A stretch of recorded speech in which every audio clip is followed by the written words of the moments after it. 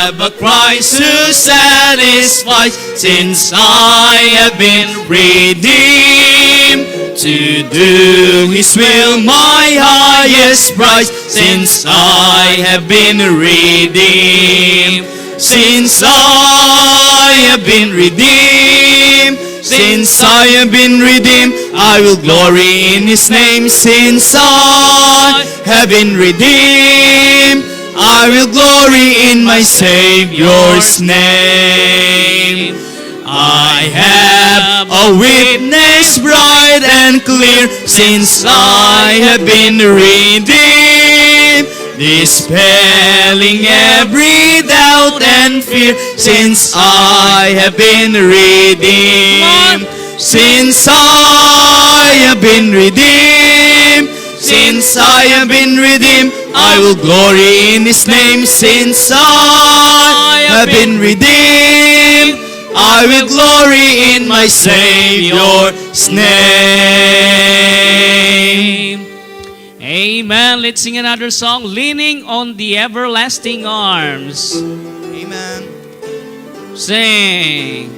What a fellowship, what a joy divine, leaning on the everlasting arms. What a blessedness, what a peace is mine, leaning on the everlasting arms.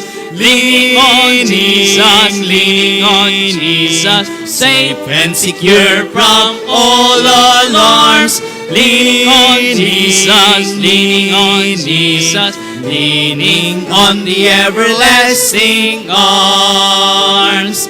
Oh, how sweet to walk in this pilgrim way, leaning on the everlasting arms. Oh, how bright the path grows from day to day, leaning on the everlasting arms. Leaning on Jesus, safe and secure from all alarms. Leaning on Jesus, leaning on Jesus, leaning on the everlasting arms. What have I to dread? What have I to fear? Leaning on the everlasting arms. I have blessed peace with my Lord. Amen. Sing on. Leaning on the everlasting arms. Leaning on Jesus, safe and secure from all alarms. Leaning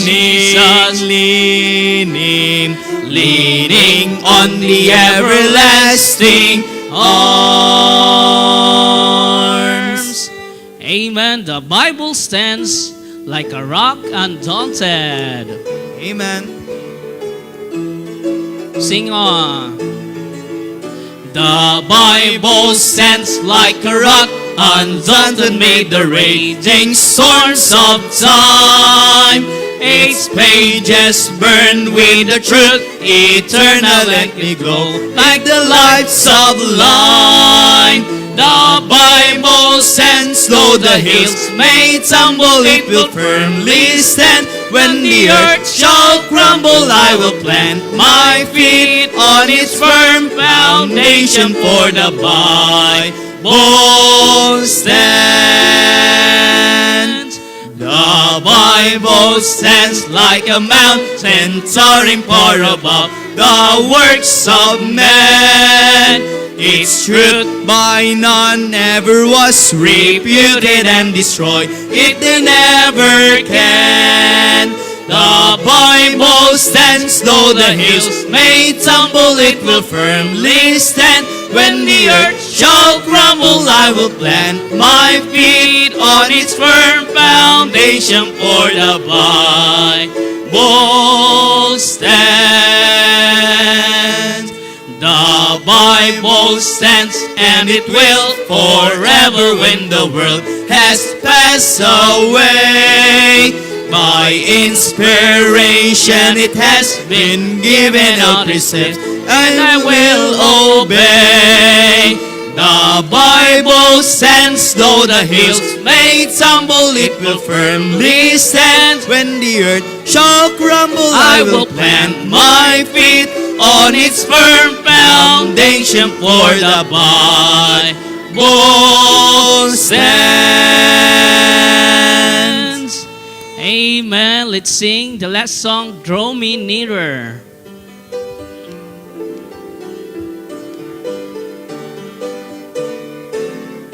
Sing. I am thine, O Lord, I have heard thy voice, and it told thy love to me. But I long to rise in the arms of faith, and be closer drawn to thee. Draw me nearer, nearer, blessed Lord, to the cross where thou hast died. Draw me nearer, nearer, blessed Lord, to thy precious bleeding side. All the ladies sing. Go on, sing.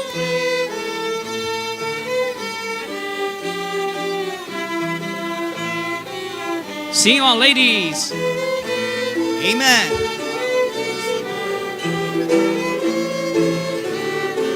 Everyone. Draw me nearer, nearer, blessed Lord, to the cross where thou hast died. Draw me nearer, nearer, blessed Lord, to thy precious bleeding side. All the men. Oh, the pure delight of a single hour that before thy throne I spend. Sing on. When I kneel in prayer and with thee, my God, I commune as friend with friend. Everyone. Draw me nearer, nearer, blessed Lord, to the cross where thou hast died. Draw me nearer, nearer, blessed Lord, to thy precious bleeding side. Amen. Maraming salamat po. Tawagan po natin mahal ng pastor. Praise the Lord. Draw me nearer. Yan po ang ating maging pinakamayamang karanasan sa buhay, yung tayo lalong mapalapit sa ating Panginoon. Amen. Tayo po'y mananalangin. Magpasalamat po tayo. Manaming Diyos, salamat po ng marami sa gabing ito. Kami po ay tinipon mo sa bahay-sambahan. Meron po kaming dahilan para lagi kaming magpasalamat sa inyo. Ikaw ang nagbigay sa amin ng patuloy na lakas at buhay. Kaya naman kami merong maayos na pagkatao at matinong pag-iisip ay dahil ng inyong kabutihan kaya kami nakagagalaw.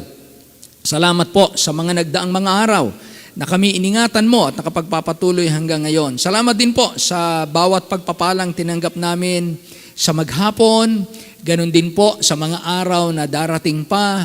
Alam po naming meron kang mga pagpapalang nakalaan sa mga nagsisitalima sa iyong kalooban at umaasa sa iyong pangalan.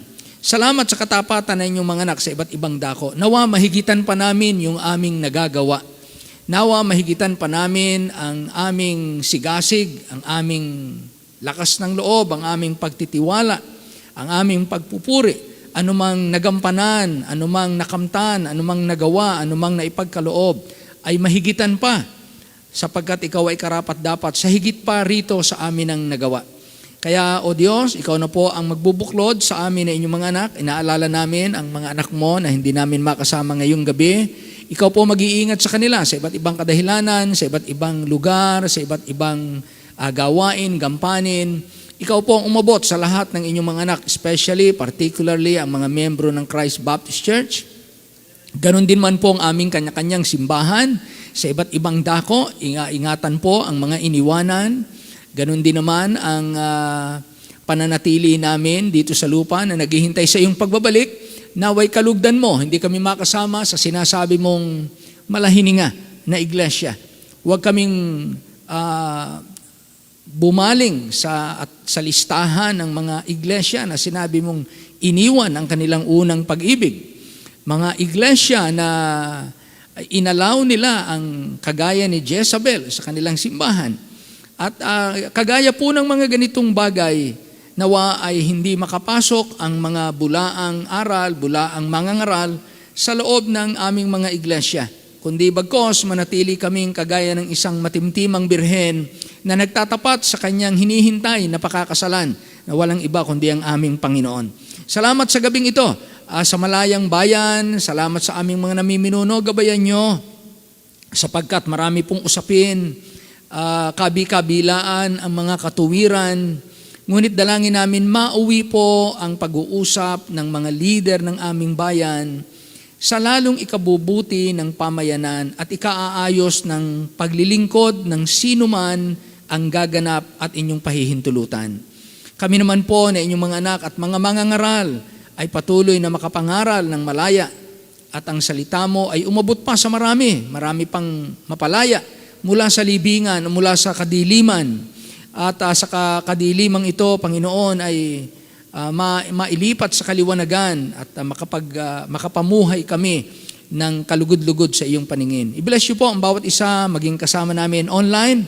Ikaw na po magpala sa bawat isa sa amin at inaalala namin maging ang mga may karamdaman naming kapatid ay tulungan po na sila ay magsigaling kung kinakailangan gamitin ang mga gamot, doktor, o kinakailangan, Panginoon, ay ang iyong kamay na mapaghimala. Dalangin din naman namin ang aming mga seniors na ikaw po magbibigay sa kanila, mga 70s, 80s, 90s. Ikaw na po magbigay ng patuloy pang lakas, patuloy pang sigla. At tulungan niyo po na makita pa nila ang maraming dakilang mga gawa mo. Makita pa po namin ang gagawin mo sa iglesyang ito at ang patuloy mong gagawin sa buhay ng marami. Salamat po sa mga missionaries sa loob at labas ng bansa. Dalangin namin inyo po silang gagabayan. Papatnubayan lagi. Hiling namin ang lahat ng ito na nagpapasalamat sa pangalan lamang ng aming Panginoong Jesus. And all the people say loud, Amen. Amen. Amen. Amen. Maraming salamat po. Hindi nagbabago ang kadakilaan ng Diyos. Ano? Gaano kaya tayo kasaya pagka tayo'y dumating na sa langit? Ano? Isipin niyo, gaano kaya tayo kasaya pagdating natin sa langit? Ano? Ngayon, yung saya natin sa langit ay iba dahil una, iba yung ating pakiramdam. Hindi na kagaya ng marami tayong dinadaing, yung may rayuma, may arthritis, may sakit sa puso, may sakit sa baga. Wala nang ganon. Pero ang kagalakan, sabi nga ng Bible, I was glad when they say unto me, let us go into the house of the Lord. Amen? So, masaya ako pagka sinasabi nila sa akin na punta tayo sa bahay ng Panginoon. Kaya ang bahay po ng Panginoon ay lugar ng kasayahan. Yung bang hangarin natin, Lord, makapagbigay ako ng kagalakan sa aking kapatid. Nawa yung magdulot tayo ng kagalakan sa ating mga kapatid. Hindi lang tayo naghahanap na tayo maging masaya. Dapat tayo ay magdulot ng kagalakan sa ating mga kapatid. Dahil hindi natin alam ano yung pinagdadaanan ng iba. Ano yung struggles ng iba. Minsan nakafocus tayo sa sarili nating struggle, pero hindi natin naalam, mas mabigat pala yung struggle ng iba sa atin. Yung iba pala nasa point of kung ano na. Kaya mas magandang hangarin ng bawat isa lagi, Lord, gusto kong magdulot ng kagalakan, kalakasan sa aking mga kapatid. Ganoon, ano? Amen? Magbabasa po tayo ng salita ng Diyos. 1 Samuel chapter 26. Hilingin ko yung mga pastor nating gabi magbasa dito. Pastor Baya, kaya bang magbasa ng Tagalog? Yung kaya magbasa ng Tagalog? Kaya ba? Kaya, alika, Pastor Baya. Asan si Pastor, mga pastor ang pagbasahin natin ngayong gabi? Yan, si Pastor Habaan. Alika kayo, Pastor. Mga bisita nating mga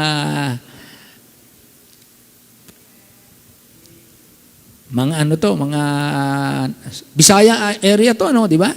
Parang Bisaya area. Hello. 1 Samuel chapter 26, 1 to 25. Tingin ko naman kayang-kaya nitong Tagalog. Sige po. Okay, basahin na niyo. Okay, sabay-sabay po tayo. Samahan natin sila.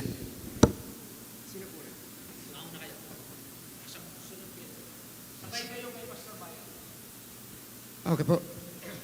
Basahin ko po yung 1. At naparoon ang mga sapiyo kay Saul sa gabaan na nagsasabi, hindi ba natatago si David sa burol ng Hakila sa tapat ng ilang.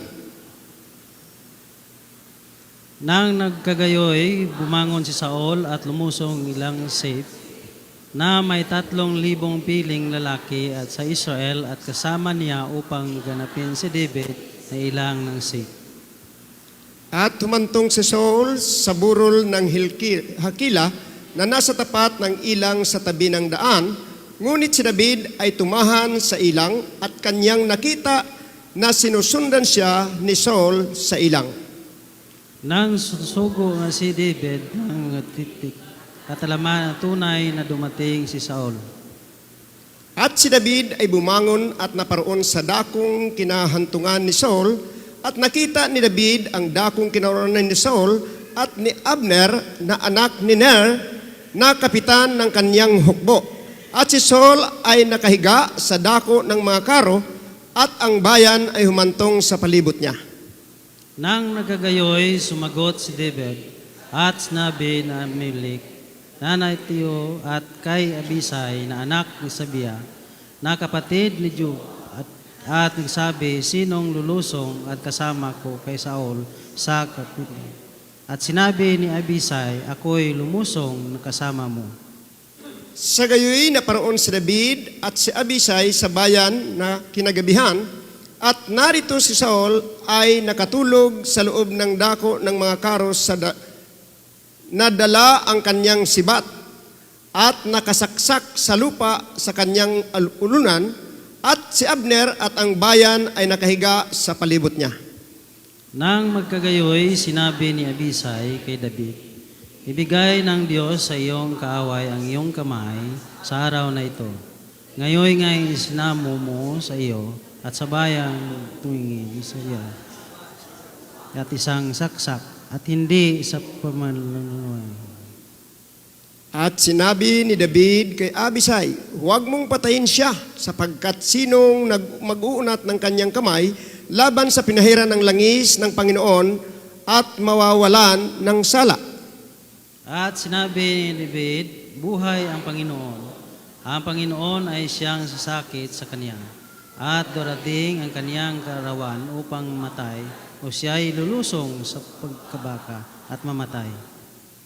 Huwag itulot ng Panginoon na aking iunat ang aking kamay laban sa pinahira ng langis ng Panginoon, ngunit ngayon iyong kunin, isinasamo ko sa iyo ang sibat na nasa kanyang ulunan at ang banga ng tubig at tayo'y. Sa gayoy, nulat ni David ang sibat at sa banga ng tubig at ulanin ni Saul. At sila'y umalis at walang nakita at naalaman o magising man ang sinuman, sapagkat sila'y pawang mga tulog, sapagkat isang mahimbing na pagkatulog ang inihulog sa kanila ng Panginoon.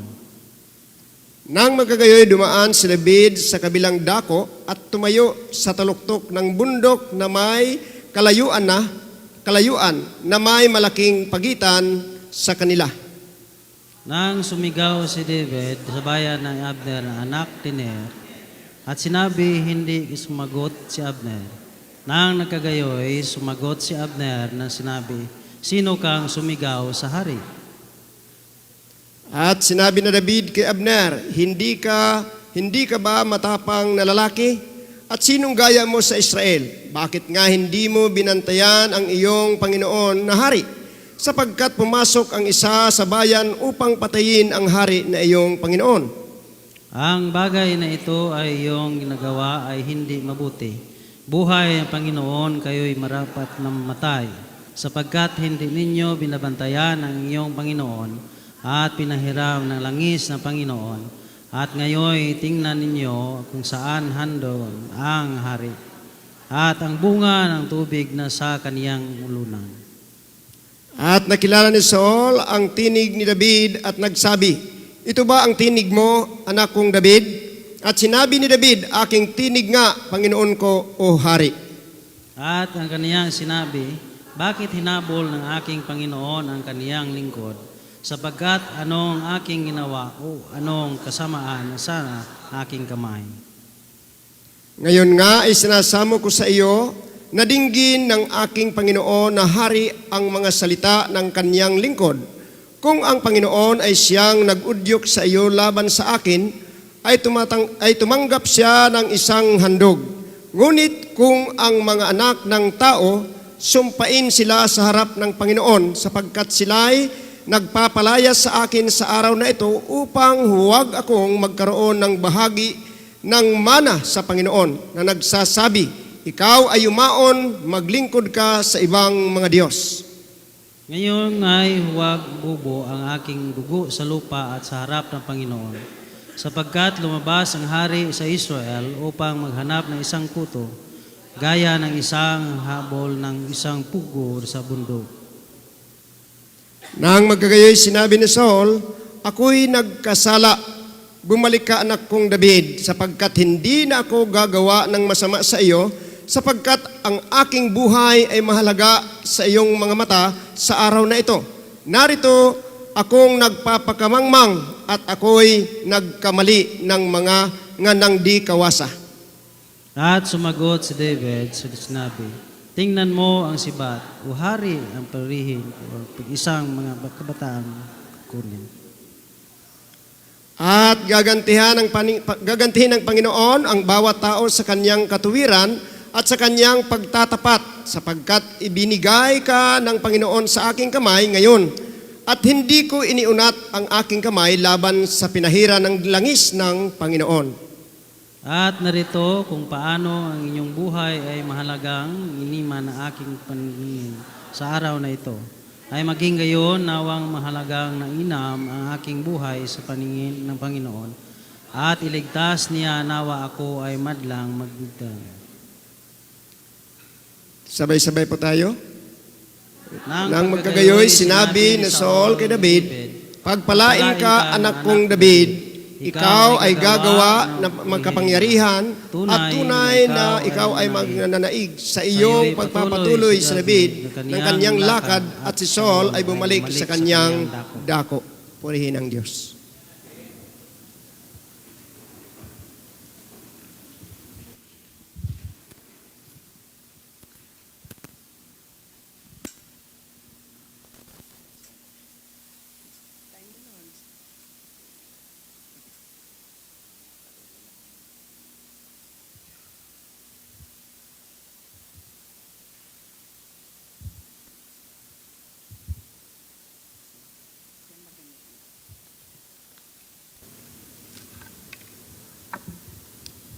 Santos.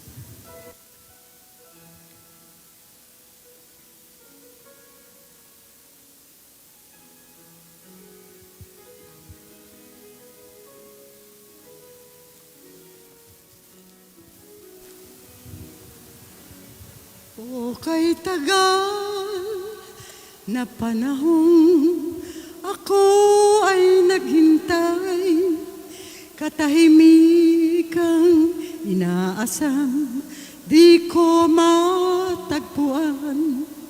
Tunay na pag-ibig ang hinahanap, sa'yo pala, Jesus, ito makakamtan. Sa buhay ko, tanging ikaw, Panginoon, laging tapat mula noon hanggang ngayon. Sa'yo natagpuan pag-ibig na walang hanggan. Panginoong Jesus, dakila kang tunay. O Jesus, ngayon at magpakailanman, ikaw na'y nararapat naming papurihan, dahil sa pag-ibig mong sadyang wagas, buhay ko'y iaalay sa'yo hanggang wakas. Sa buhay ko,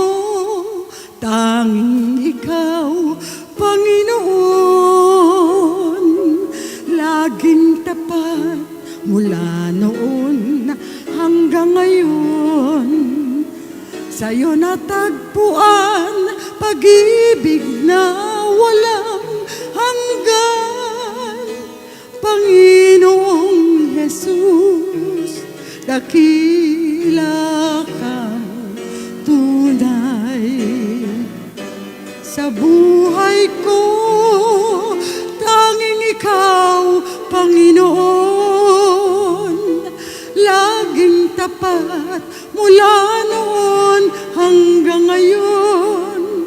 Sa'yo natagpuan pag-ibig na walang hanggan. Panginoong Jesus, dakila kang tunay.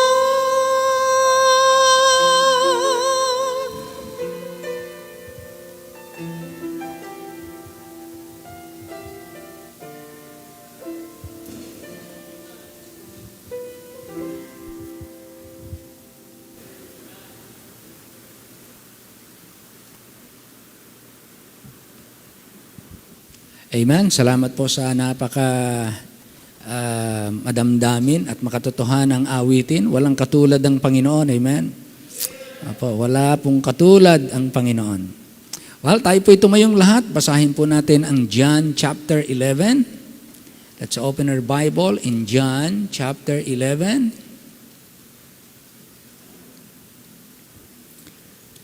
Basahin po natin magmula verse 1. Wala natin.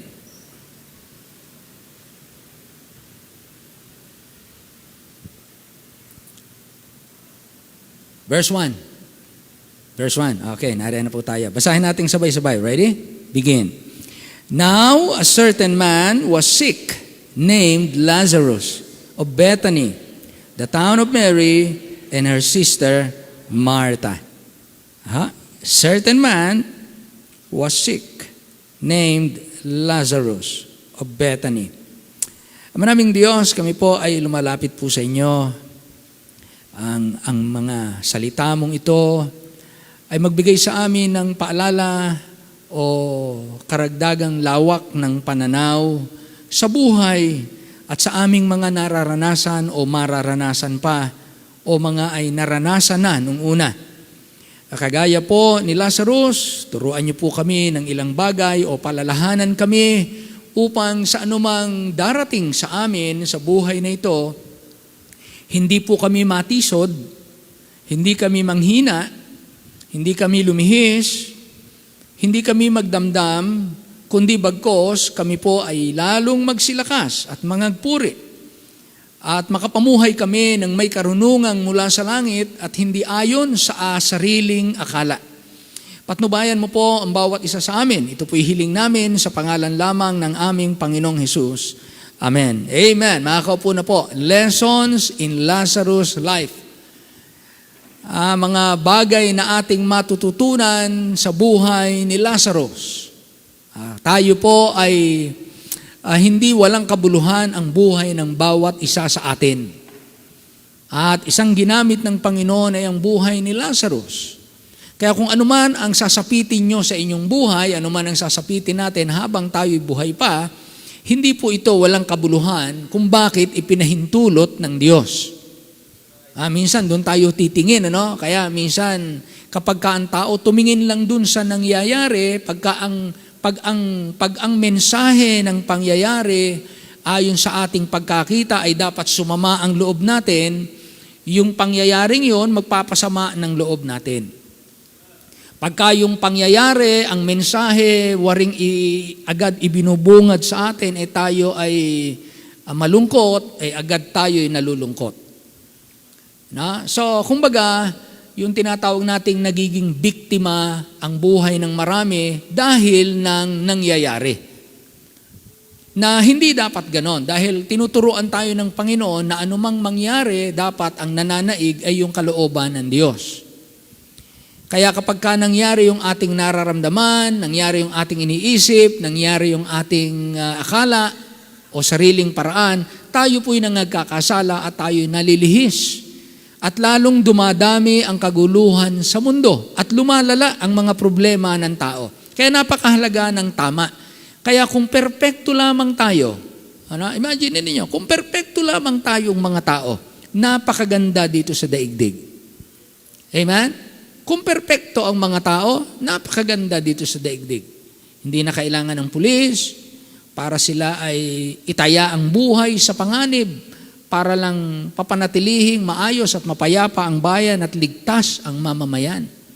Hindi na kinakailangan ng maraming doktor, para lamang bunga ng mga sinaksak, bunga ng lasing na nahulog sa kalsada, sa kanal, nabangga at kung ano-ano. Kung perpekto lang, ay napakalaki po ng iginanda ng mundong ito. Ang ganda ng paligid, ang ganda ng ating atmosphere, ang ganda ng samahan, ang ganda ng buhay. Pero hindi po ganon.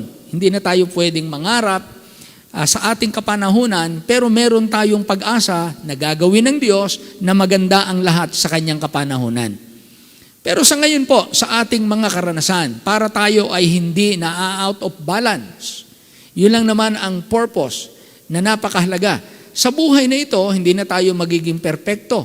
Pero pwede tayong ma-navigate natin. Kung baga, di ba, pag kami navigator, maganda yung yung Waze o yung gano'n, yung mga katulad, mga navigator ang tawag natin. Bago pa sa kanan, liliko ka sa kanan, sinasabihan ka na. 100 meters, turn right. 100 meters, turn left. Wala ka pa ron, tapos naka-drawing na yung kalsada. Kaya nakakapaghanda ka. Ngayon, ito pong salita ng Diyos ay parang navigator. Spiritual navigator. Hindi pa dumadating ang mga problema sa ating buhay. Sinasabi na ng Panginoon yung direksyon na dapat nating tahakin. Oo, di ba? Sinasabi na dito sa salita ng Diyos. Bagamat hindi lahat ng detalye, pero sapat para tayo maingatan sa buhay. Kung susunod lang tayo sa salita ng Diyos, ang dami po nating mga suliraning maiiwasan. Maraming pagpatak ng luha na hindi na matutuloy. Maraming maikukubli na mga sari-saring hindi magagandang pangyayari na nangyari dahil nga hindi natin na natuntun ng tama kung ano ba yung dapat nating lakaran. Ganun po ang nangyayari sa buhay. Kaya wag nating sisihin ang sino man sa ating buhay kung bakit ganito tayo, kung bakit ganito ang ating kalagayan sa buhay. Hindi tayo dapat manisi ng sino man. Laging anuman ang nangyari, ano kaya ang pwede kong gawing tama sa ganitong pagkakataon? Di ba yun ang maganda? Ano kaya ang gagawin kong mabuti sa ganitong pagkakataon? Ano kaya ang pinakamatalino kong hakbang sa ganitong pagkakataon? Dapat laging ganun yung tinatawag nating proactive, hindi reactive. Kaya paalala ito sa ating lahat dahil lahat tayo humaharap sa iba't ibang ugali ng mga tao. Iba't ibang sitwasyon sa buhay. Iba't ibang challenging situations ng buhay. But these are some of the lessons in Lazarus' life. Number 1, una, yung pangalang Lazarus. Pangalang Lazarus. Ang kahulugan ng kanyang pangalan is God is my helper or God has helped. Tinulungan ng Diyos or sa Diyos ako umaasa ng tulong. Okay? So, inilagay dito yung pangalan ni Lazarus upang ipakita na yung kanyang buhay na napakakawawa ay hindi nawala ang Diyos sa kanya para siya'y tulungan. Tinulungan siya ng Diyos. Maaring itanong natin, bakit kaya hindi siya ng Panginoon pinaunlad para nawala siya sa pagkapulubi? Iba ang layunin ng Diyos. Kaya nga, ito'y mga lessons sa buhay ni Lazarus na pwede nating makita, na ipinahintulot ng Diyos. Pero, hindi po aksidente na ang pagkakasulat, ang sabi dito, now, a certain man was sick. Pwedeng ganon, ano? Hindi na pinangalanan si Lazarus. Pero, habang sinusulat ni Apostle John, ang patungkol sa buhay ni Lazarus, ipinasulat ng banal na Espiritu ang kanyang pangalan,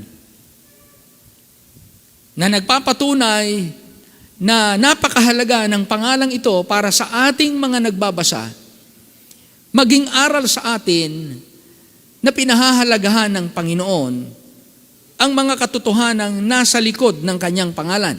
Una, ang pangalan niya ay nangangahulugang ako'y tinulungan ng Diyos o sa Diyos nagmumula ang aking tulong.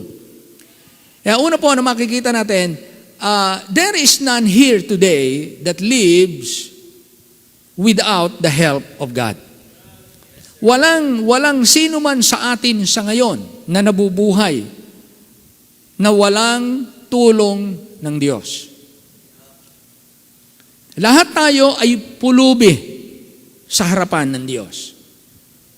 Gaano man tayo katalino, gaano man tayo kalakas, gaano man ang tao kayaman, gaano man siya kaganda, gaano man ang tao kakisig, gaano man siya katagumpay, gaano man siya kabantog, bawat tao at bawat isa sa atin ay nabubuhay sa tulong lamang ng Diyos. Ang Diyos na mabuti, ang Diyos na mapagbiyaya, ang Diyos na mauwain, ang Diyos na mapagmahal, ang Diyos na maalam sa lahat, ang Diyos na mapagtiis, at ang Diyos na makapangyarihan. Nabubuhay po tayo sa tulong niya. Kaya huwag nating iisipin na sa ating sarili, kaya natin ang lahat. Kaya salamat sa katotohanan ito na may alam na natin. Amen. Kaya ang mahalaga dito, pwede na tayong magpasalamat sa Diyos dahil maliwanag na sa atin at totoo na sa atin na kinikilala natin na sa tulong lamang ng Diyos kaya tayo nabubuhay. Sa kapahintulutan lamang ng Diyos kaya tayo nabubuhay. Sa plano lamang ng Diyos kaya tayo nabubuhay. Sa habag lamang ng Diyos kaya tayo patuloy pang nabubuhay. Kaya kung tayo hindi nabubuhay ng Diyos, tapos na ang tinatawag nating magagandang pangarap. Tapos na yung ating mga panghihinayang. Tapos na ang lahat ng ating hirap. Tapos na ang lahat ng ating plano. Kaya napakainam po na kilalanin na sa tulong ng Diyos kaya tayo nakakakain. Kaya tayo nakagagalaw. Kaya tayo gumagaling sa sakit. Kaya tayo nakakatulong sa kapwa, kaya tayo nagiging productive, kaya tayo nagiging blessing. Lahat ng yan ay sa tulong ng Diyos. Pag inalis natin ang tulong ng Diyos, mauuwi tayo sa wala. Wala tayo. Wala. Kahit butil ng kanin, kahit na butil ng palay, hindi natin kayang i-produce. Kaya bawat butil ng bigas na ating isinasaing at ating kinakain, kumakain tayo ng himala ng Diyos. Hindi na lang natin makitang himala kasi naandyan na. Pero bago yan mapunta riyan, wala dating palay. Nagsalita lang ang Diyos. At nang siya'y magsalita, naglabasan lahat ng uri ng pananim, lahat ng uri ng gumagalaw sa dagat, lahat ng umuri ng lumilipad sa papawirin, nabuhay. So lahat ng yan, bunga ng makapangyarihang kamay ng Diyos. Kaya kumakain tayo at nabubuhay tayo sa himala. Sa totoo lang. Common na lang sa atin kasi andyan na. Pero sa totoo, in the beginning, wala lahat yan. Nagkaroon na lang ng magsalita ang Diyos, pati tayo. Wala tayo. Kaya nabubuhay tayo sa himala. Kaya kung dadamahin natin yung araw-araw, bawat sandali ng ating buhay, para tayo makatawid sa isang segundo, bawat tibok ng ating puso, para makatawid ka sa bawat tibok ng puso, tulong ng Diyos ang nananaig. Habag ng Diyos, kapangyarihan ng Diyos ang ating nararanasan. Kaya kung meron tayong plano na maggawa ng bahay, bumili ng sasakyan, magtapos ng pag-aaral, magpakasal bukas, mangyayari lang yan sa tulong ng Diyos. Kaya bukas may kasalan sa tulong ng Diyos. Amen? Magiging masaya yung dalawang nagmamahalan sa tulong ng Diyos. Magiging masasaya ang mga magulang at mga kapatid sa tulong ng Diyos.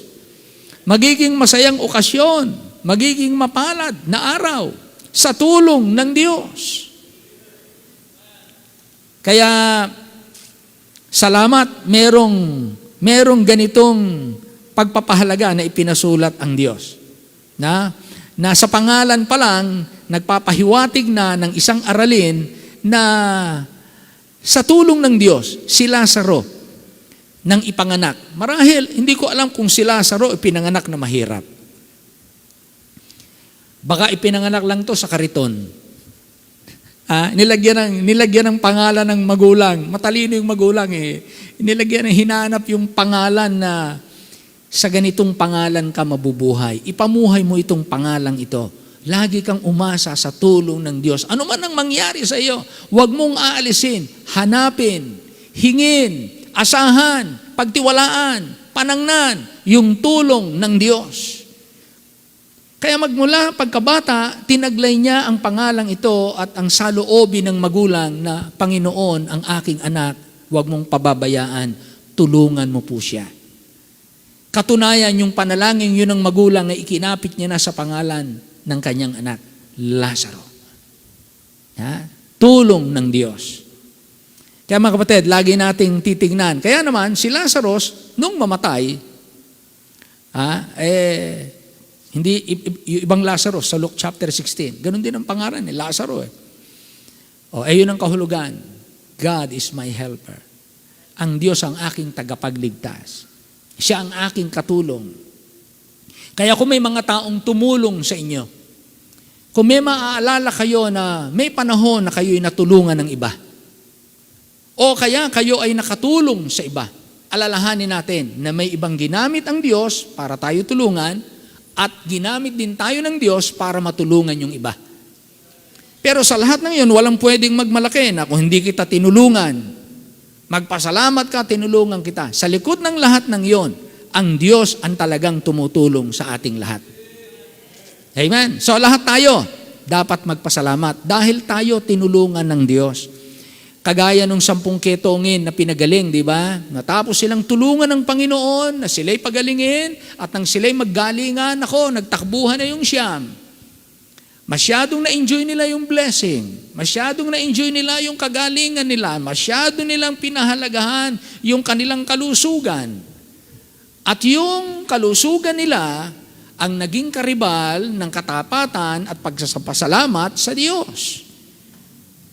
Nung sila'y may ketong, abay lumalapit sa Panginoon. Matapos gumaling, kinalimutan ang Panginoon at lumayo at in-enjoy na yung kanilang buhay. Salamat, merong isa na nagkaroon ng tamang pasya sa buhay. Kahit na siguro habang pababalik siya sa Panginoon, kinakanta niya yung I have decided to follow Jesus. Though no one joins me, still I will follow. Siguro gano'n ang kanyang inaawit-awit eh. Nasa isipan niya marahil yung kahit na hindi ako samahan ng siyam, basta ako, pupunta ako sa Panginoon, pasasalamatan ko siya, kikilalanin kong sa kanya galing, sa tulong niya, kaya ako gumaling. Yun dapat eh. Kaya huwag niyong isipin yung bakit wala sila. Bakit wala si ganito? Bakit wala si ganito? Hindi natin dapat isipin o isalig yung ating pagbabalik sa panambahan dahil ng iba. Kanya-kanya tayong desisyon, paninindigan at pagnanais na bumalik at pasalamatan ang Panginoon. Ganun dapat, kanya-kanya. Kung baga sa atin, sa cellphone natin, kanya-kanya tayo ng charger. Kanya-kanya tayo ng battery. Hindi pwedeng yung cellphone mo, manghihiram ka ng battery, pwede mong pahiram ng battery mo at wala akong battery. Hindi. Kaya tingnan niyo po, kanya-kanya tayo ng battery. Kanya-kanya tayo ng charger. Kaya dapat po, ganun din sa Panginoon. Kung paanong gusto nating yung makabubuti, meron tayo sa ating sarili, dapat meron tayong sariling kusa, paninindigan, kagalakan na magpasalamat at bumalik sa Panginoon. Huwag na nating isipin yung iba. Kung ayaw ng iba, pasya nila yon. Bukas makalawa, baka ikaw naman ang wala, ako naman ang wala, sila naman ang narito. Basta ang mahalaga, ako mismo, sa ating kanya-kanyang sarili, kapag magagawa din lang natin, pag magagawa din lang natin, tayo'y bumalik at magpasalamat. Kasi ang ating pagsamba sa tuwi na, kaya tayo nananambahan, talagang taglay natin yung buhay at pusong nagpapasalamat sa Diyos. Amen. Kaya gugulin natin, hindi sayang ang magpasalamat sa Diyos. So ang unang lesson natin, dun sa kanyang pangalan. God is my helper. Pangalawa, yung buhay ni Lazaro. Una yung pangalan. Pangalawa yung buhay. Ano po ba ang makikita natin sa buhay? Alam niyo po ba, napansin niyo po ba, na itong kwento ng buhay ni Lazarus, yung kwento ng kanyang buhay, dito lamang sa aklat ni Juan nakasulat. Maraming sumulat sa Bible. Pero, walang ibang sumulat ng kwento ng buhay ni Lazaro kundi si Apostle John. Kaya makikita natin, ang istoryang ito, dito nyo lang kay Apostol Juan makikita. Sumulat si Moises ng 5 aklat, hindi niya binanggit si Lazaro. Sumulat si David ng kanyang aklat, hindi niya binanggit si Lazaro. Sumulat si Isaiah, hindi niya naisulat si Lazaro. Sumulat si Jeremias, wala po doon si Lazaro. Sumulat si Mateo, sumulat si Marcos, sumukat si Lucas, sumulat si Paul, sumulat si James, isa man sa kanila, walang nagbanggit patungkol kay Lazaro. Sa kanyang buhay. But there is only one man na sumulat patungkol sa naging buhay, at least part ng buhay ni Lazarus. At yan ay si Apostle John. So ano po ang matututunan natin? Ganito mga kapatid. Number 2, not everyone will know your story. Your life story. Not everyone will know to tell your good story. Hindi ng Diyos ipinahintulot ng lahat ng nangyayari sa buhay ng bawat isa sa atin ay alam ng lahat. Bakit kaya? Bakit kaya? Kaya kahit hindi banggitin ng iba, hindi man banggitin ng iba, ang mabuting istorya o kwento ng inyong buhay na maganda, ang Diyos ay may gagamitin para makilala ka nila at maging blessing ka pa rin kahit sa iba't ibang panahon at iba't ibang tao. So not everyone will know to tell your good story. Kaya huwag kayong mag-alala kung hindi kayo kilala ng ibang tao. Huwag kayong mag-alala kung hindi na alam yung mga ginawa nyong maganda. Huwag kayong mag-alala kung hindi alam ng iba yung ginawa ng Diyos sa inyong buhay. Oho. Dahil talagang hindi ng Diyos intensyon na lahat ng tao makaalam ng inyong buhay. Sa panahon na gusto ninyo. Pero ang Diyos may gagamitin para ang inyong buhay malaman ng iba sa ibang panahon. Kaya kung yung iba man ang sikat ngayon, nalalaman natin yung buhay ng iba, no? Ang ganda ng ginawa sa buhay niya. Mag-intay ka. Dahil ang Diyos may ginagawang magandang istorya sa buhay mo. At bukas makalawa, yung istorya naman ng buhay mo ang magiging pagpapala sa iba. Kaya, yung tinatawag nating testimony in the making. Patuloy lang po tayong mabuhay ng tama, patuloy lang tayong magtapat sa ating Panginoon. Ano man ang mangyari, huwag kayong kakalas. Huwag kayong lilihis. Huwag tayong tatalikod. Huwag tayong magtatampo. Huwag tayong lalayo sa Diyos. Ano man ang mangyari, sabi nga ni Job, di ba? Kahit paslangin ako ng Panginoon, magtitiwala pa rin ako sa Kanya. Yun ang magandang mga paninindigan. Di ba? May ganong mga paninindigan. Si Paul, sabi niya, but none of these things move me, neither count I my life dear unto myself, so that I might finish my course with joy. Sabi niya, walang nakilo, sabi niya.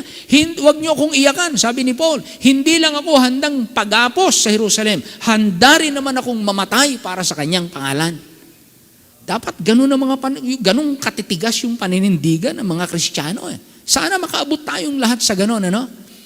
Hindi pa tayo sukat, hindi pa tayo subok sa ganung mga pagkakataon, marami sa atin. Pero nawa pagka sinubok tayo na buhay nang itataya, masabi nating, Lord, whether by life or by death, thy will be done.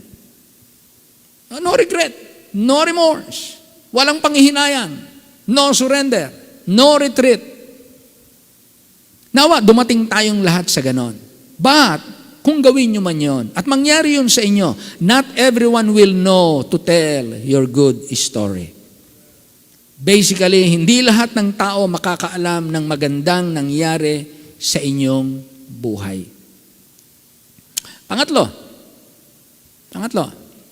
So una, yung kanyang pangalan, mahalaga, may aral po yon. God is my helper. Pangalawa, yung kanyang buhay. Hindi lahat ng authors ipinasulat ng Panginoon ng kanyang istorya. Pero may isa na ginamit ang Diyos. Pangatlo, look at verses 1 and 3. Verses 1 and 3. Sabi diyan, verse 1, Now a certain man was sick, named Lazarus, of Bethany, the town of Mary and her sister Martha.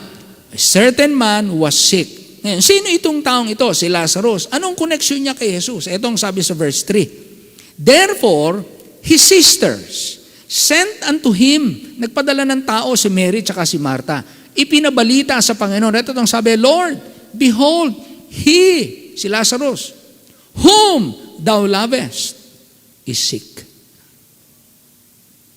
Hindi lang basta sinabing, Panginoon, si Lazaro may sakit. Hindi. Sabi ng Holy Spirit, wag mo nang sabihin si Lazaro may sakit. May gusto pa ako ipadagdag. Si Lazaro na iyong iniibig. May impact dun eh. May special na salitang ginamit. Si Lazarus na iyong inibig, may sakit. Kaya pangatlo natin makikita dito, may nagmamahal kay Lazarus. Yung nagmamahal kay Lazarus. Now, point number 3. God's love for us does not exempt us from problems. Hindi ko mahal tayo ng Diyos, exempted na tayo sa problema sa buhay. Kaya, huwag kayong magko-question. Pagka may problema kayo, at ang problema nyo ay marami, o ang problema nyo ay matindi, o ang problema nyo ay mahaba, do not question God. Never question, because even though we have different kinds of problems, God's love for us is still the same. Hindi nagbabago ang pagmamahal ng Diyos sa atin. Mahal niya ba si Lazaro? Yes. Pero ba't nagkasakit? Ba't pinayagan ng Diyos na yung kanyang minamahal ay nagkasakit? At yung kanyang sakit, palala ng palala, hindi gumagaling. Katunayan, inabot pa nga ng kamatayan, di ba? Inabot pa ng kamatayan eh. Palala ng palala ang sakit.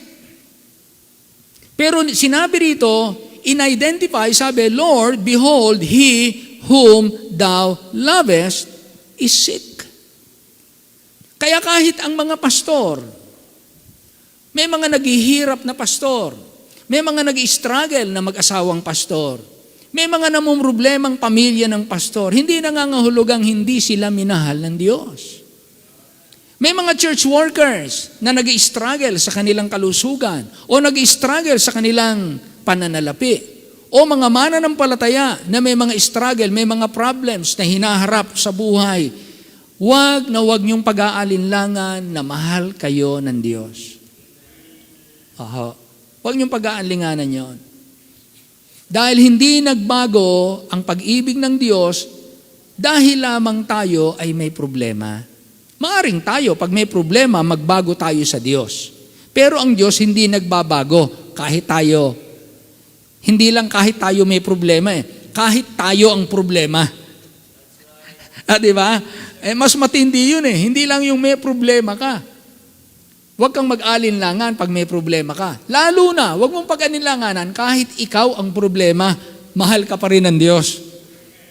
Amen. Magandang magmahal ang Panginoon Napakasarap magmahal ng Diyos.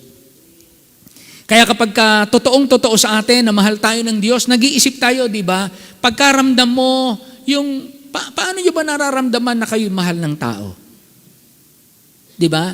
Pagka paulit-ulit kang inaalala Paulit-ulit kang ginagawa ng mabuti. Paulit-ulit kang pinatatawad. Paulit-ulit kang inuunawa. Paulit-ulit kang dinadalaw. Paulit-ulit kang pinagmamalasakitan. Paulit-ulit kang ipinagtatanggol. Paulit-ulit kang pinaglilingkuran. Di ba? Yung mga ganong mga gawa, pag inulit-ulit yan ng tao sa inyo, madadama mo, mahal ako nitong taong ito. Di ba? Ganon tayo.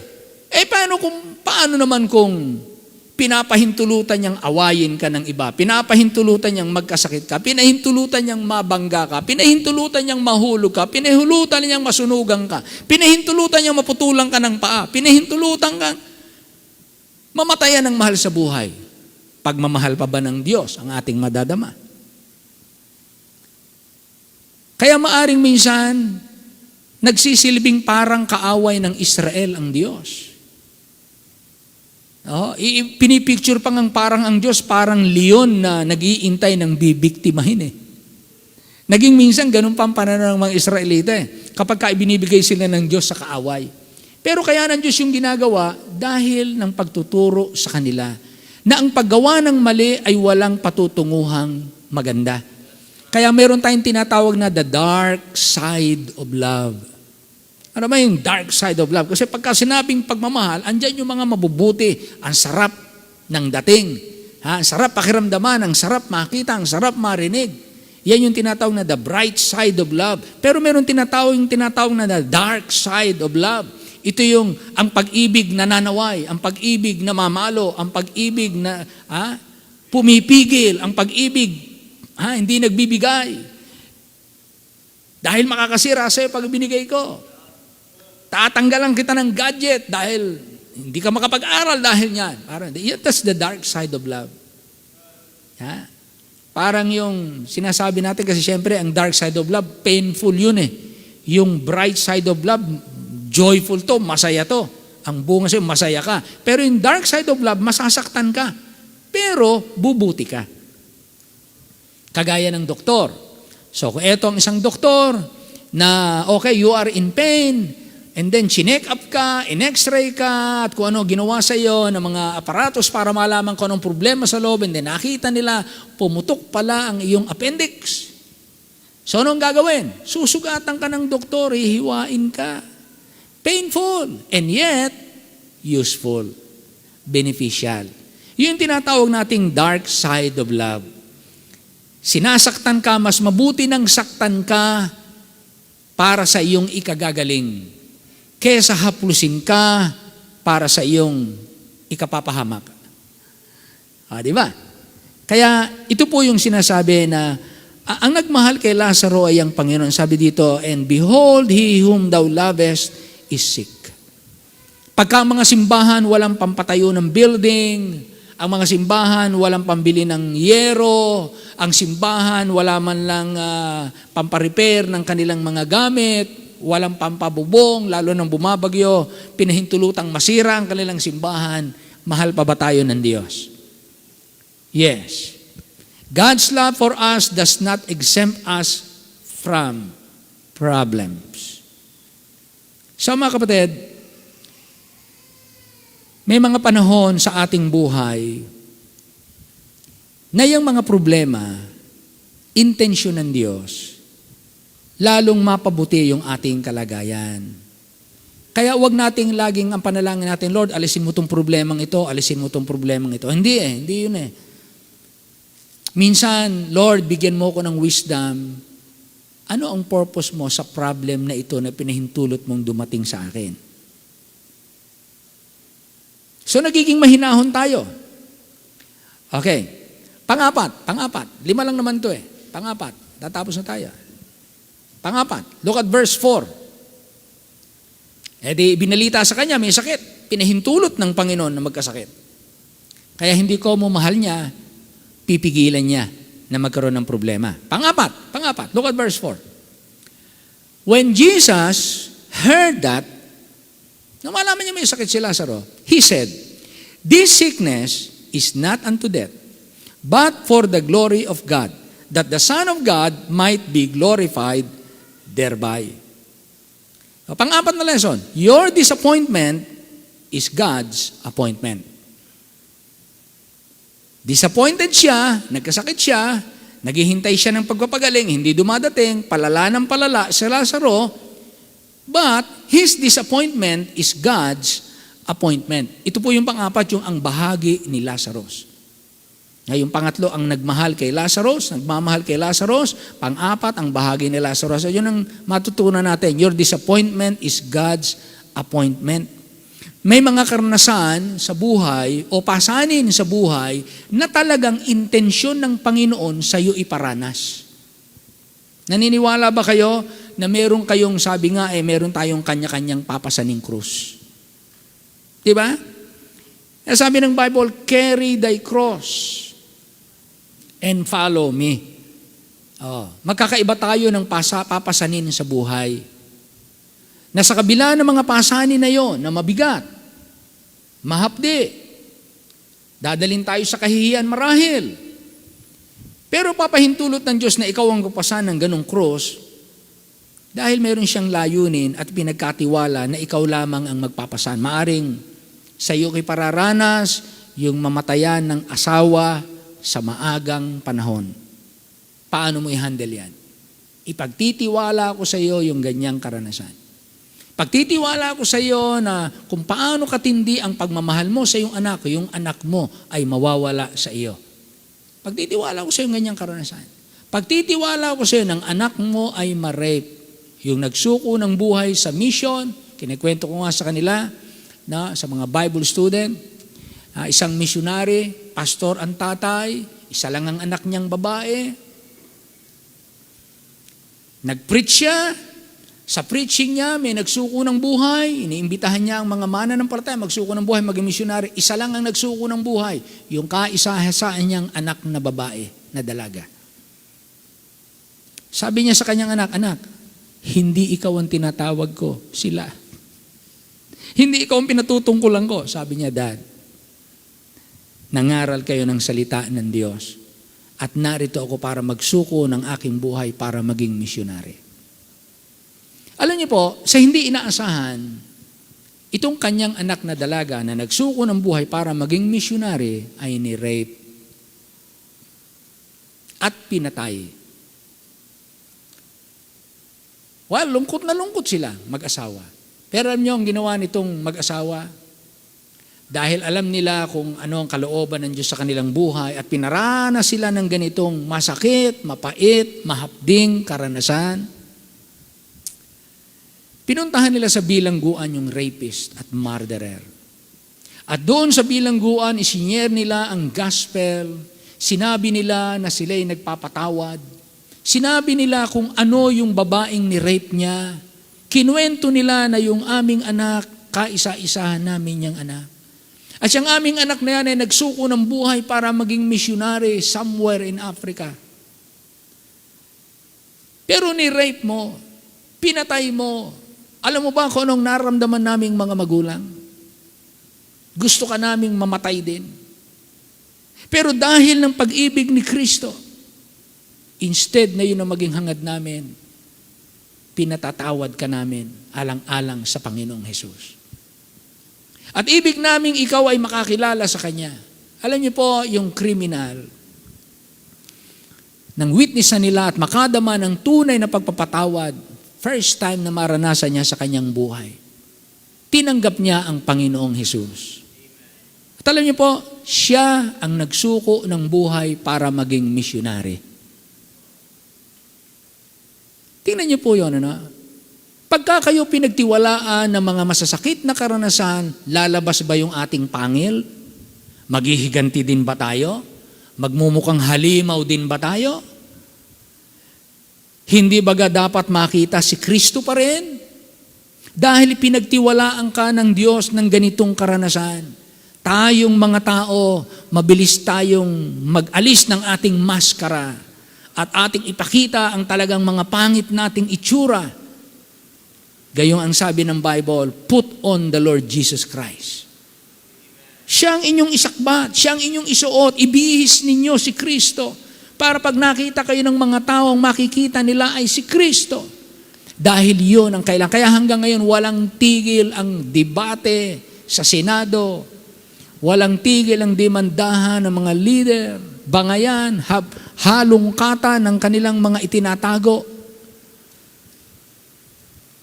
Kaya kailangan natin talaga ang Panginoon pare-pareho dahil hindi naman sila mas masama kaysa sa atin.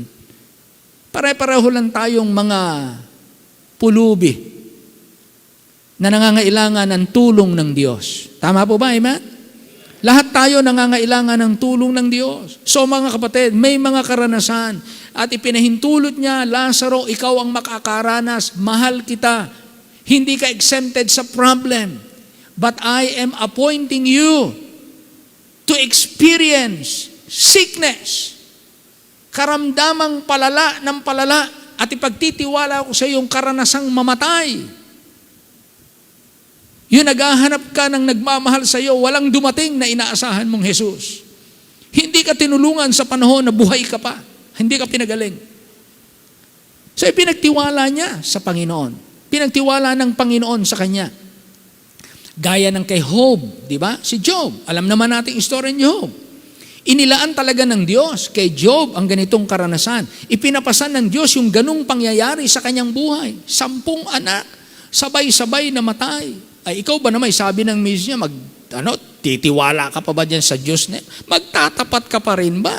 Sumpay mo na yung Diyos at mamatay ka na rin. Sawa na sa problema yung misis, suko na siya, hindi niya kayang tanggapin. Mas matamis pa ang kamatayan sa kanya, kaya sabi niya, sumpay na ang Diyos. Mamatay na. Matindi na yung hirap na nararanasan mo. Siguro awang-awa na si Mrs. Job sa tindi ng pagmamahal niya dahil the deeper the love, the deeper the wound. Di ba yun ang totoo noon? Pag mas malalim ang pagmamahal, mas malalim yan pag nasugatan. Mahal na mahal ni Job ang mga anak niya. Biruin mo yung pinaghahain niya ng mga hain sa Diyos. Baka ang anak ko nagkakasalala. Very thoughtful sa anak, si Job. Very aware siya, very sensitive siya sa kabanalan at makadiyos na buhay. Kaya nung mamatay ang kanyang mga anak, ako'y naniniwalang napakalalim ng kapighatian ni Job. Pero yung kanyang karanasan at kawalan ng lahat ng kanyang ari-arian at lahat ng kanyang kalungkutan, pati yung kanyang karamdaman, appointed ng Diyos sa kanya. Kaya naman, ang isulat ang aklat ni Job, ginawa siyang example ng patience. How to be trusting, how to trust God under great triumphs sa buhay. So, gaya ng nangyayari kay Job, ipinapasan ng Diyos ang ganung pangyayari na buhay. Upang lalong mahayag ang kadakilaan at ang kabutihan ng Diyos. Hindi inalis ng Diyos ang mga tiisin at kabigatan sa sino man na kanyang maibigan upang gamitin tayo sa kanyang kaluwalhatian. So, pagka meron tayong mga naranasan, huwag nating kalimutang alisin. Huwag nating alisin. Huwag tayong makalimot. Baka ating alisin. Na kapag ako'y pinagtiwalaan ng Diyos sa mga ganitong pangyayari sa buhay, ito'y dumaan din sa iba eh. Pero paano nila hinandle? Paano nila hinandle? Kung ito'y dadaan sa iba, paano nila hinandle? Ngayon dumaan din sa akin, paano ko ito i-handle? So ang isipin natin, paano maluluwalhati ang Diyos? Kaya kapag alam mong tinutulungan ka ng Diyos, huwag kang umiwas maglingkod o magpatotoo sa Kanya. Dahil binigyan ka ng Diyos ng pagkakataon na magpasa ng mga hirap. Sabi nga ng Bible, it is given unto you in the behalf of Christ, not only to believe on His name, but also, what? To suffer for His sake. Kaya tingnan niyo, bakit yung mga Kristiyano nung una, sila yung mga pinakakain sa leon, paano kung doon tayo binuhay ng Diyos sa panahon ng mga Roman times? Kung tayo kayo sa ibang bansa inilagay at doon tayo ginawa tayong mga taga-Africa na kinakatay ang mga Kristiyano o kaya kung saang bansa kinakatay ang mga Kristiyano, pinagpapapatay sila. Ano kaya kung doon tayo? Ano kaya mangyari sa atin? So tayo ini-appoint ng Panginoon dito sa ating lugar, dito tayo magpakaligaya sa Panginoon. Dito natin siya paglingkuran, pagtapatan. Amen? So, ang tulong ng Diyos ay hindi nakarating sa atin dahil wala siyang layunin. Meron siyang layunin. Kaya, hindi inaalis ng Diyos ang mga tiisin at mga kabigatan sa sino man. Ang isang matututunan natin, mga kapatid, magkakaiba tayo ng pasan. Naalala nyo yung kwento na isang nagpapasan siya ng krus na nagrereklamo siya sa Diyos. Panay ang reklamo niya sa Diyos, ang pasanin ko ay hindi kagaya ng pasanin ng iba. You are unfair, Panginoon. Bakit napakabigat ng aking pasanin? Hanggang isang araw, na binigyan siya ng Diyos ng karanasan na siya'y nakarating sa ikatlong langit. At pagdating doon sa ikatlong langit, mayroong malawak na kwarto na maraming krus. Dala-dala niya yung kanyang krus. At doon siya nagprotesta sa Diyos. Sabi niya, Panginoon, ang dami pala ditong krus. Ang dami pala ditong pasanin. Itong pinapasan mong pagkabigat-bigat. Sabi ng Panginoon, o di, ilapag mo dyan sa isang tabi. Magpahinga ka. Gusto mo, mamili ka ng krus. Napapasanin mo.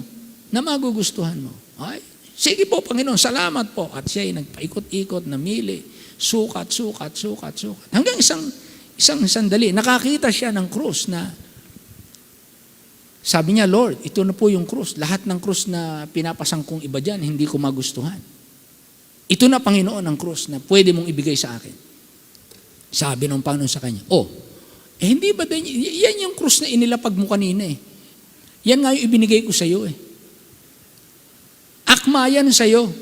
Hindi kita bibigyan ng hindi akma sa iyong pasanin. Kaya mga kapatid, kung ano man yung inyong papasanin, talagang appointed ng Diyos sa inyo yan. Wag lang yung kaya tayo may mga hirap sa buhay dahil ng ating pagsuway. Iba yon. Yung pinapasan mong yan, dahil yan ang iyong pagsuway. Iba yung dahil nasa pagsunod ka, meron kang papasanin. Kaya mga kapatid, ano man yung mga kinakailangan nating ayusin, isaayos natin. Wag kayong maging emosyonal, wag tayong maging yung sariling masunod. Hayaan natin ang Panginoon ang masunod sa ating buhay. Then last, panlima, look at verse 6. Verse 6. When he had heard, therefore, that he, yung unang he, si Jesus Christ. Yung pangalawang he, si Lazarus. When he, Jesus Christ, had heard therefore that he, Lazarus, was sick, he abode 2 days still in the same place where he was. Abay, nung makarating sa kanyang balita, di ba nagparating ng balita si Mary at si Martha, sabihin mo sa Panginoong Hesus, yung kanyang minamahal na si Lazaro, may sakit. O edi, pagpunta nung pinasabihan nila, sinabi sa Panginoong Hesus, abay, nung madinig ng Panginoong Hesus, hindi natigatig si Jesus. Naghintay pa ng 2 days. May sakit na si Lazaro, ha? Si Lazaro, matindi na ang karamdaman. Ako'y naniniwala na kaya ipinatawag na ni Mary at ni Martha, malala na si Lazarus. Siguro kung lagnat-lagnat lang yun, hindi na silang papatawag, painumin lang natin yan ng di ba? May alam sila. Mga simple-simpleng lagnat, simple-simpleng sakit. Hindi eh. This time, nakikita nila si Lazaro, pahina ng pahina, palala ng palala, and at the point of dying. Maaring ganon, ano?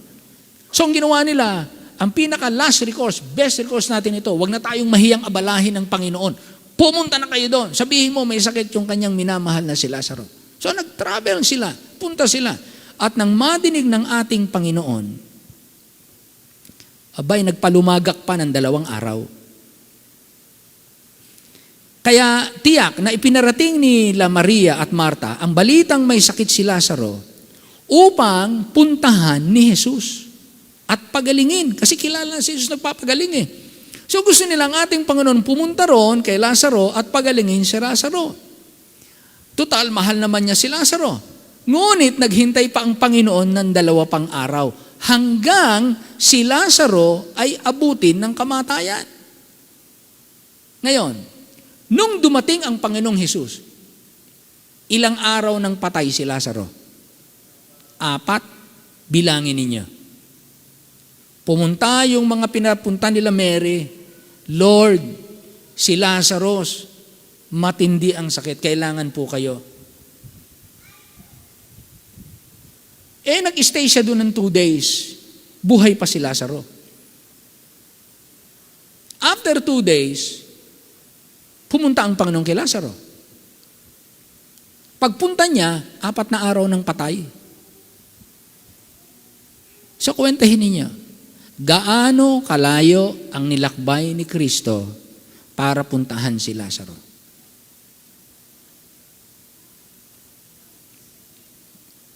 Nang sabihin ngayong araw na to, may sakit si Lazaro, buhay pa. May pag-asa pang gumaling, buhay pa. Kung nung araw na yon, nag-travel si Jesus, baka inabot. Pero sinadya ng Panginoong Hesus, hindi siya mag-travel ng araw na yon. Naghintay pa siya ng 2 araw. Maaring nung araw na yon, o kinabukasan, namatay si Lazaro. Wala namang detalye sa Bible. Pero nung araw na yun, buhay pa. Nang dumating siya, 4 na araw ng patay, na ilibing na. So, ibig sabihin, hindi lang isang araw si Jesus naglakbay. Alam ni Jesus na pag dumating siya, si Lazarus, hindi lamang patay, nailibing na. Hindi na siya umabot ng libing. Hindi na siya umabot ng lamay. Hindi na siya kasama doong nakiiyak, nakipaglamay, nakipagpuyat. Hindi na po siya sumama doon. Ang punta niya, doon na sa libingan. 4 na araw ng patay, yun ang sabi ni Marta. Lord, sa oras na to, 4 na araw na siyang patay, nabubulok na po yan. So ano pong matutunan natin? Dito sa ang paghihintay naman ni Lazarus. May sakit ako. Pasundo niyo si Jesus. Mapapagaling niya ako. Sige na, sunduin niyo na. Magpapunta kayo doon. Kung kinakailangan kayo umupa ng Grab, umupa kayo. Ha? Tumawag kayo ng Grab o ng ano. Ha? Ihatid ako doon, angkas. Ang angkas nun siguro donkey o kaya camel. Pasundo niyo si Jesus. Abay, nung sabihin doon, ang ating Panginoong Jesus hindi nagmadali. Hindi naman siya nagpabaya. Talagang intentional po ito. Now, this is the lesson.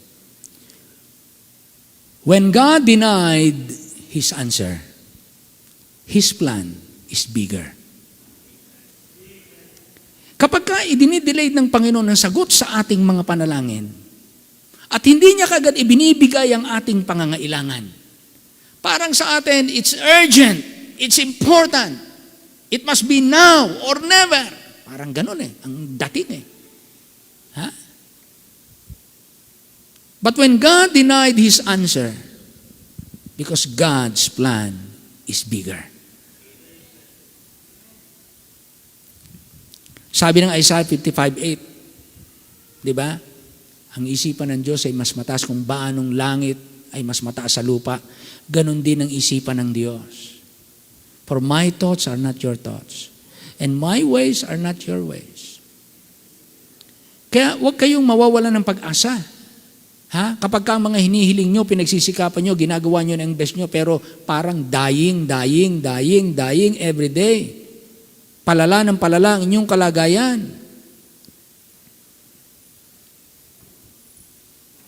Hindi pa sinasagot ng Diyos yung panalangin ko. Naiinip na ako. Gusto ko nang tumigil ng pagsisimba. Ayaw ko na mag-member ng choir. Hindi ko na kaya itong problema ko. Ha? Palala ng palala itong away naming mag-asawa. Hindi ko na kayang tagalan to. Maghihiwalay na kami. Hindi ko na kaya tong ugali ng mister ko. Kung kailan pa nakalbo, tsaka, ha?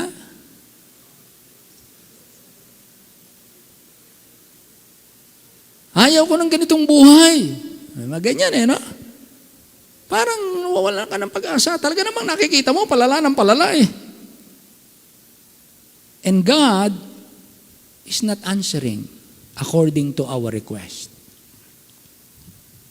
So always remember, ang Diyos ay may mas mataas na kaisipan at mas magandang dahilan sa anumang nangyayari sa ating buhay. May kasabihan tayo, pag mas malalim ang bangin, mas mataas ang bundok. Kung anong inilalim ng bangin, siya namang taas ng bundok. Meron tayong kasabihan sa ating paaralan, kapag kayo nag-aaral at nahihirapan kayo. Ang kasabihan ng mga estudyante, the harder the way, the greater the glory. Kung gaano kayo nahihirapan sa pag-aaral, kung gaano kayo nahihirapan sa inyong mga problema, and yet nagpatuloy ka, nagpursige ka, pagka nakamit mo yung tagumpay, mas masarap kainin. Mas masarap damahin. Mas masarap tanggapin yung diploma. Di ba? Mas masarap yumakap sa isang katulad ni Lazaro. Abay, pambira, hindi agad pinagaling ng Panginoon. Hinintay pang mamatay. At hindi lang hinintay mamatay, hinintay pang mailibing. At nung mailibing at saka dumating, parang yung kantang, Here Comes, ano yan? Johnny Come Lately. Too late the hero. Hindi na may apply sa puno, pero yun ang tingin nila. Too late the hero. Aanhin mo pa ang damo kung patay na ang kabayo. Yung mga salita ng mga taong huli na eh. Diba? Pero ang Panginoon, hindi huli.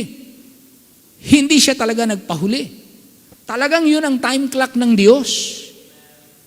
Hindi ang Diyos na huli. Yun ang talagang time clock niya. Bakit po? Meron siyang mas malaking plano. Tanungin ko kayo, alin ang mas madaling, alin ang mas kamangha-mangha? Pagalingin mo si Lazaro sa kanyang sakit man na malubha, o yung taong nabubulok na patay na nakalibing na, ibubuhayin mo na bago uli ang katawan? Sariwa ang katawan. Alin doon ang mas kamangha-mangha? Mas kamangha-mangha yung nakalibing na nabubulok na isang salita mo, Lazaro, lumabas ka dyan.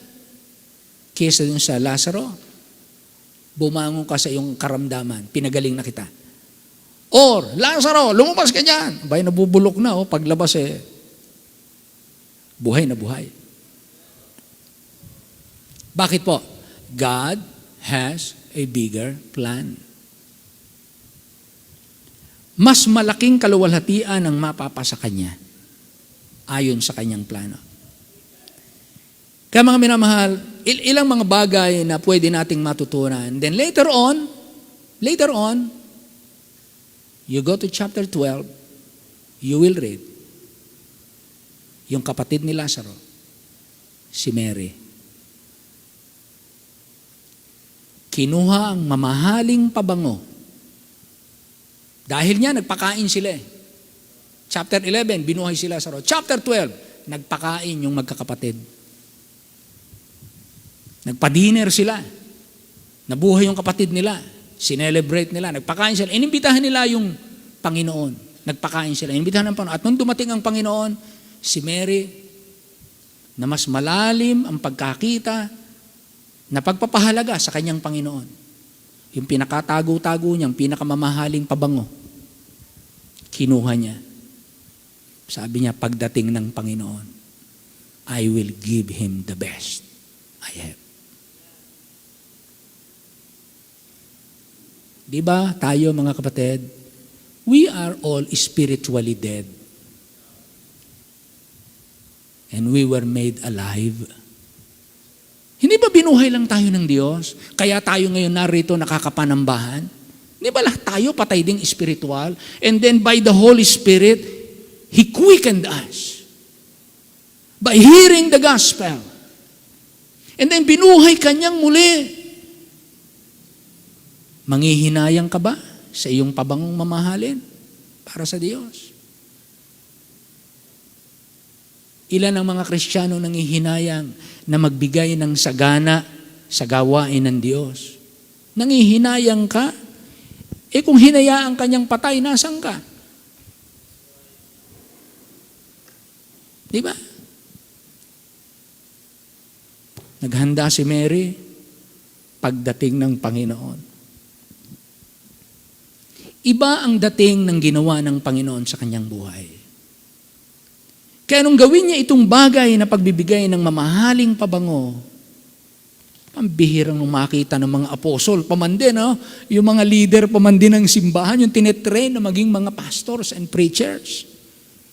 Yung mga under training, yung mga nasa Bible school, Kumbaga nung panahon yon. Hindi lang formal. Pero pag-aaral ang ginagawa, they were being trained by the Lord Jesus Christ to become leaders.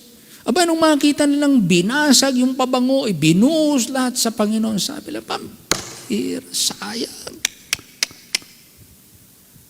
Wrong ang orientation.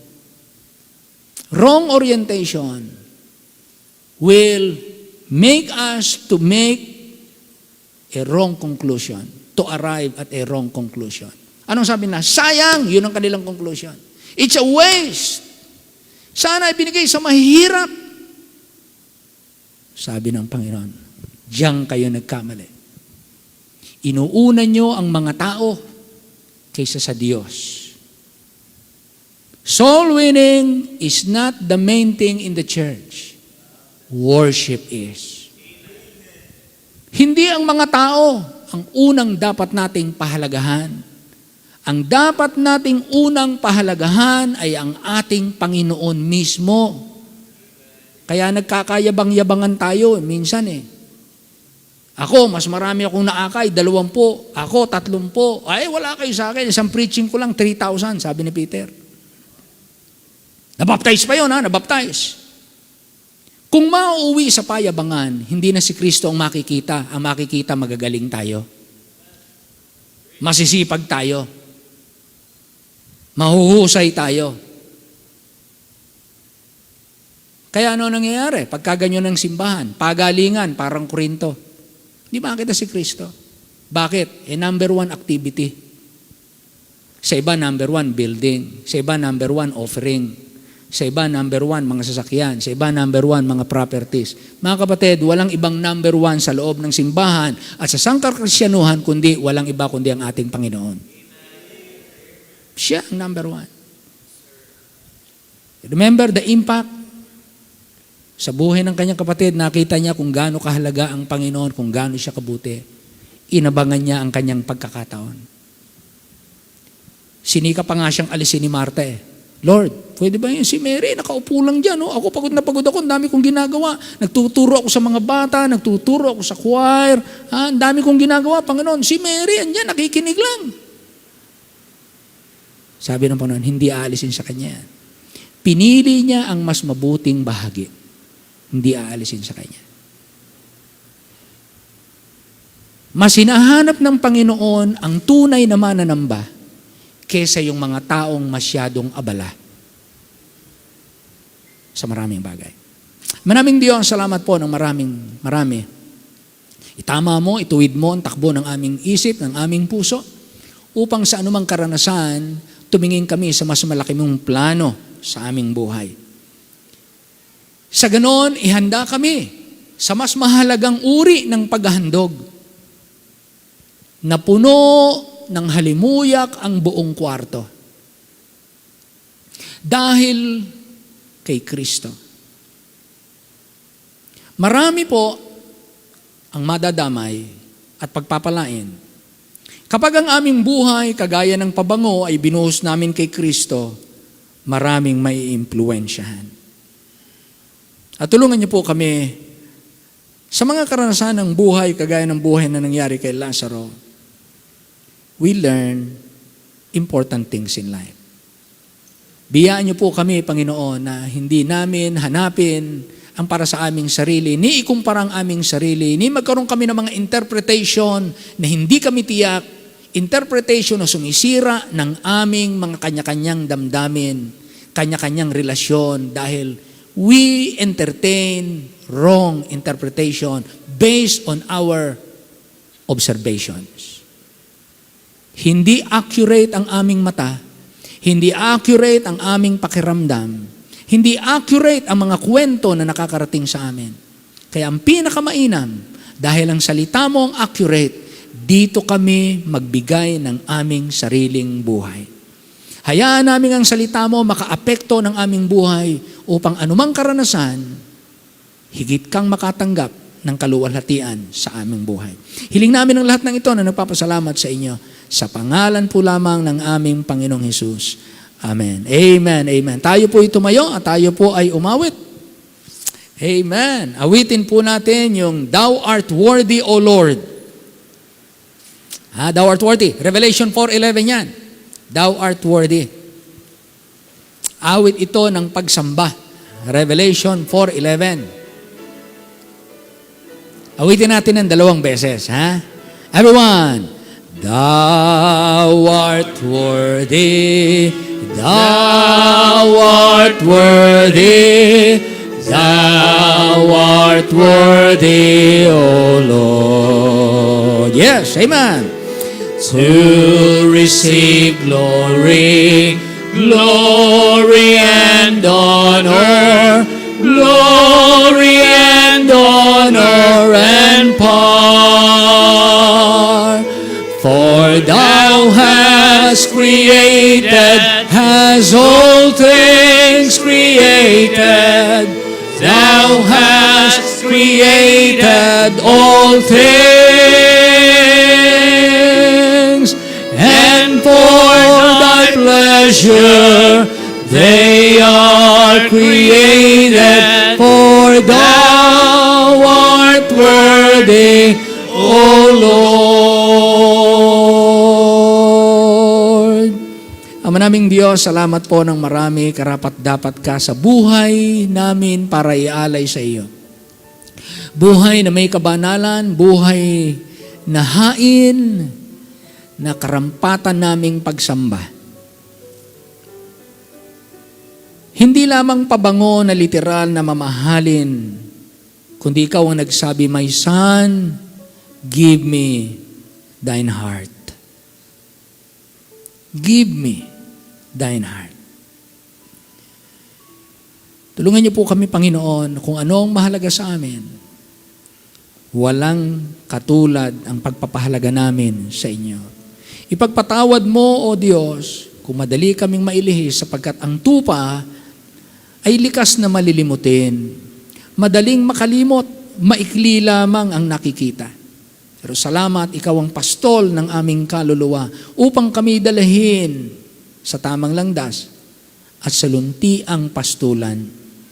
Pagpalain niyo po ang bawat isa sa amin na lagi kaming sumagana sa mga bagay na iyong kinalulugdan. Kagaya ni Lazaro, buhay na naging patotoo, pinagtiwalaan mo ng karanasan, karamdamang palala ng palala hanggang sa siya'y takasan ng buhay. Ngunit dahil mas malaki ang iyong plano, nakatanggap ka ng lalong pagtitiwala sa inyo at ang isang impact sa buhay ni Mary ay magkaloob siya ng dakila dahil kinikilala ka niya. Salamat po sa inyong mga anak. Ikaw na po magpala sa bawat isa sa amin. Pagpalaan niyo po mga kaloob at ang bawat isa. Sa pangalan po ng aming Panginoong Jesus. Amen. Amen. Amen. Maraming salamat po. Makakaupo na po tayo. Amen. Okay.